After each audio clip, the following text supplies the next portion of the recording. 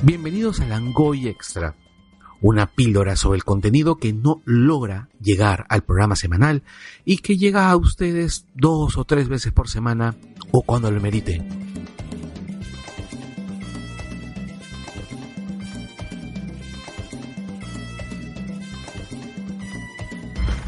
Solo una historia de Star Wars o Han Solo, una historia de Star Wars, como fue difundida por aquí, es la película más reciente de la saga cinematográfica creada por George Lucas. Nosotros sabíamos que se nos iba a contar básicamente cuál fue la juventud de Han Solo, lo que le ocurre antes de los hechos que se narran durante la trilogía original. Cuáles son sus orígenes, cómo se convirtieron él y Chewbacca en compañeros, cómo conoció a Lando y sobre todo cómo se hace del emblemático halcón milenario, además de la famosa historia de la corrida de los 12 parsecs. Pero hay algo en particular, y es que esta película, desde mucho antes de su estreno, había sido, se puede decir, incluso maltratada por muchos fans, quienes, sin haberla visto, ya afirmaban que era un mal producto.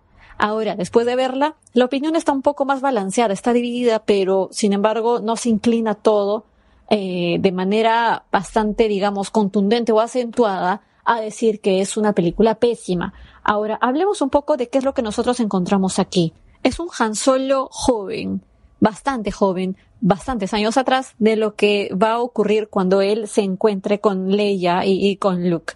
Así que vemos a un Han que está aún formándose en lo que nosotros vamos a encontrar posteriormente. No es igual. Va a tener algunos rasgos, algunas características.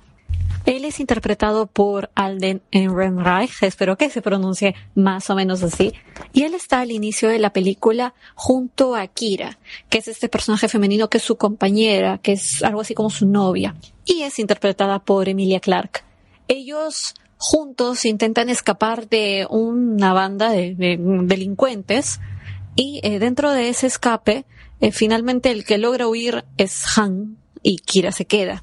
Han promete volver, pero él se enlista en la Academia Imperial de Vuelo como piloto, y es ahí que luego va a conocer a un grupo de también forajidos delincuentes liderados por Beckett, que es el personaje que interpreta en esta película Woody Harrelson. Y Han tiene el deseo de volver para poder buscar a Kira. Es más o menos aquí que ya la película empieza a tomar un poco más de agilidad.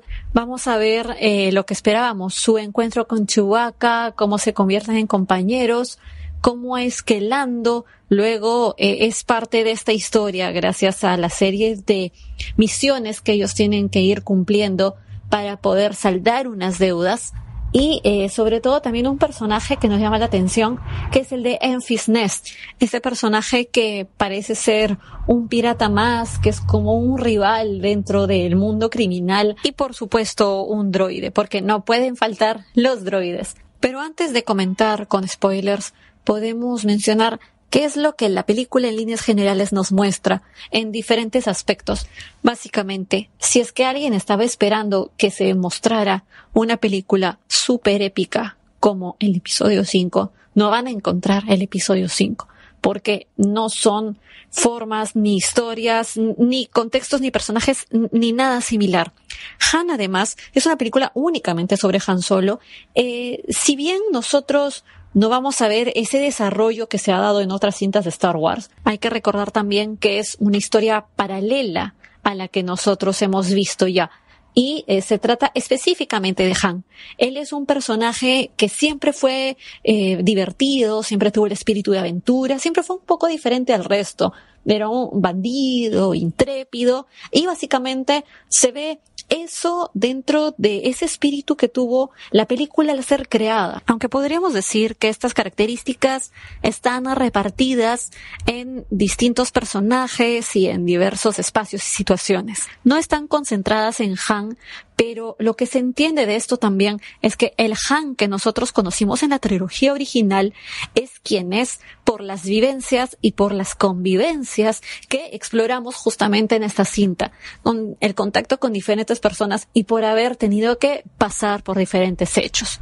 Ahora, a nivel de actuación, lo que podemos decir, y creo que en eso hay un consenso, y es que el Lando Calrissian de Donald Glover es realmente excepcional. Es muy bueno, hay un bonito estudio del personaje, muy, muy logrado, muy llamativo. De hecho que yo sé que mucha gente, estoy segura, debe haber salido queriendo ver más de Lando, porque es sumamente divertido. La verdad que yo sé que todos hemos salido enganchadísimos con él.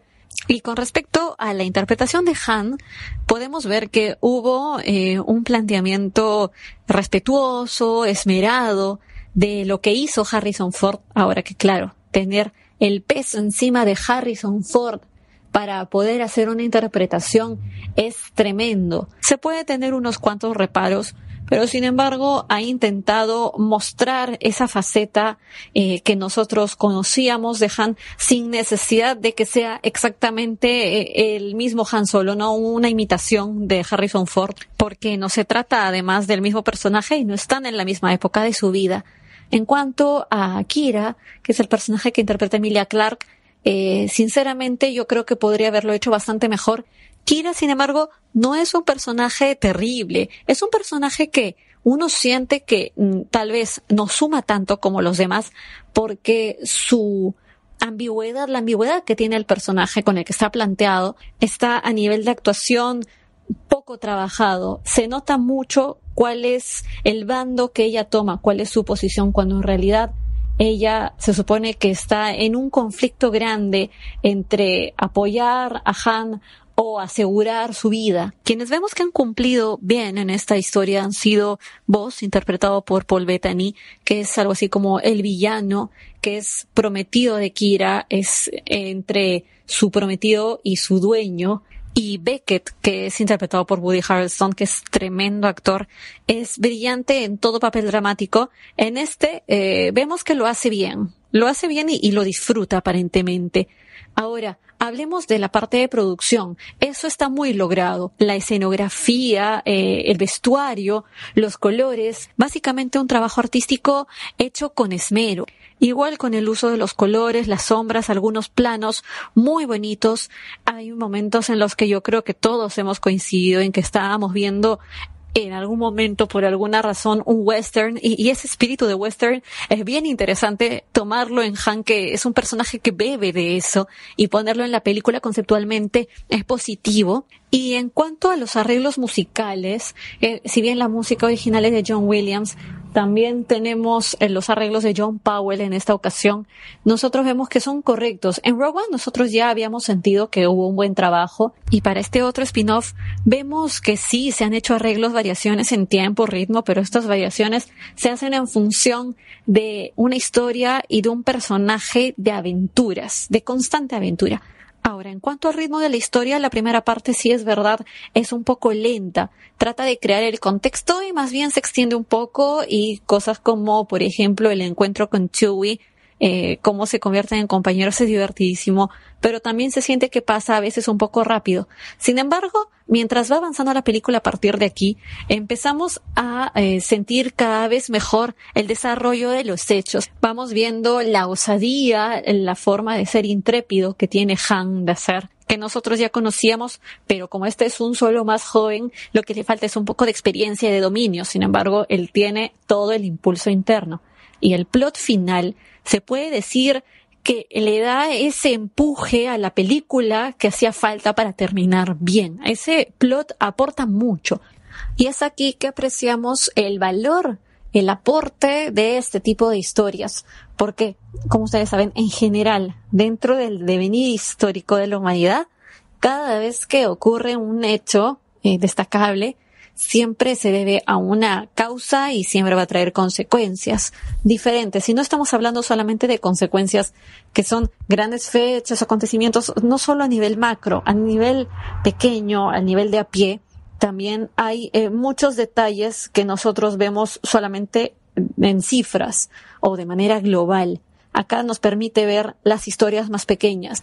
Y es aquí al final que nosotros, dentro de esta historia, vamos a conocer casi de primera mano, como si nos lo contaran directamente, cuál es la motivación de un pueblo para poder llevar a cabo esta rebelión, con una historia muy bonita y con una historia muy sensible, que nos va a narrar el personaje de Enfys Nest, que era lo que nosotros habíamos conocido como este contrabandista. Y aquí voy a hacer solo 1 minuto de spoilers, y es que el personaje de Enfys Nest, ella era, porque para empezar es mujer, no una pirata como se había creído, sino una rebelde que estaba liderando un grupo de un pueblo muy diverso que había sido literalmente silenciado y que ahora se enfrentaban al imperio, y por eso ellos tenían que robar ciertos cargamentos de, por ejemplo, aquí el coaxium, para poder con ese insumo hacer que la rebelión sea cada vez más real y más fuerte. Y junto a esa escena hay otras escenas memorables,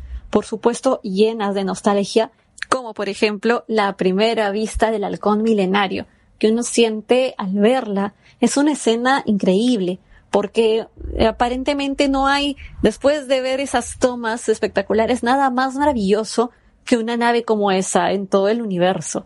Entonces, por ahí tenemos, además de la música que impulsa mucho más esos sentimientos, otra escena también muy bonita y muy feeling, que es la de la primera vez que Han y Chewbacca se convierten en piloto y copiloto del halcón milenario. Y por supuesto que la música aquí jugó un papel importante, pero también lo hicieron los ángulos, los movimientos de cámara, los planos empleados en estas escenas.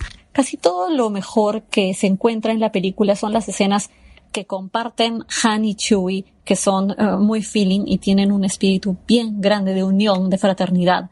Las escenas de Lando, que son muy divertidas. Bueno, también las de Han y Chewbacca lo son. Pero además tenemos las escenas de el droide L337, que es el copiloto de Lando o la copiloto de Lando. Y ella constantemente busca la igualdad entre robots y humanos. Tiene unas excelentes líneas muy divertidas, pero también con mucho sentimiento, muy imbuidas de este pensamiento igualitario. Y es interesante luego el hecho de que L3, en su memoria al menos, quede insertada dentro de la nave, que sea parte ya integrada a el halcón milenario. Que luego cuando Han se lo lleva, en cierta forma se puede interpretar también que él está llevándose una parte de este espíritu de rebeldía, que él ya lo tiene, pero hay un espíritu de rebeldía frente al mundo, de sublevación, muy bonito, porque él va a impulsar también con sus actos a la rebelión misma, y él es así una persona que, casi como las naves, está hecho de partes, todos lo estamos, hechos de vivencias chicas que ensambladas van a conformar lo que nosotros somos. Y él dentro de su nave también encuentra junto a él una vivencia más. Y si bien él no se convierte en un rebelde metido en una causa política, él tiene parte de ese espíritu y comparte un poco esa visión. Y nosotros vamos a ir viendo cómo es que se va desarrollando luego en las películas que continúan, que nosotros ya las conocemos. Han Solo, una historia de Star Wars, es básicamente eso, una historia de compañerismo, una historia de las motivaciones detrás del pueblo que hizo la rebelión, y una historia del paso y del peso de la vida en las personas. No es la película que se va a tumbar el Imperio Contraataca, no es la mejor película desde El Padrino, creo que no busca serlo, así que si no pretende serlo, ¿por qué exigirle eso? Tenemos una cinta que muy al contrario busca que la disfrutemos, como cualquier blockbuster, que nos sentemos a disfrutar de las aventuras, de las historias y también de las referencias, ¿por qué no? Hay un poco de fanservice, pero es un fanservice mesurado, no está golpeando al espectador constantemente, no gira en base a eso ni se apoya en eso para poder tener éxito, sino al contrario. Lo coloca esporádicamente en uno que otro momento y funciona, sin estorbar. Y recuerdo algunos comentarios diciendo que les había molestado ver la escena del tren y de robo al tren en la primera parte de la película, que sí es una parte un poco densa, y estaban diciendo que, bueno, si bien la escena es un poquitín larga tal vez para algunos, estaban comentando que les había molestado el similar con Sergio Leone, igual hacia el final de la cinta. Bueno, si les parece mal ver algo que simula a Sergio Leone o que trata de rendirle tributo a Sergio Leone, bueno, hay para gustos y colores un montón de espacio, pero de ahí a descalificar una película por eso me parece que es innecesario. Ahora, no es una cinta de Sergio Leone, no busquemos encontrar en ella una cinta así, pero sí una película que a su estilo busca con afecto y con respeto hablar de un personaje queridísimo que es además muy entretenido y por eso la película busca entretener y eso es lo que vemos como resultado. Así que lo que queda es quizás no hacer tanto caso a la crítica de niños, no niños rata, sino adultos rata, y más bien ir a las salas de cine, ver un rato a Han Solo, sacar sus propias conclusiones y quizás por ahí se entretengan un buen rato.